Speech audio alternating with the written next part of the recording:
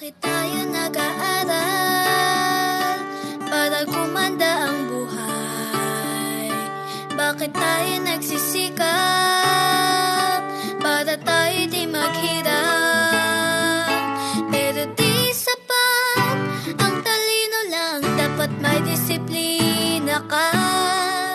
Di kompleto ang iyong husay kung hindi isa sa buhay mga aral sa pagpapahalaga. Magandang buhay, mabuting tao, magtatagumpay kung tayo disiplinado. Simula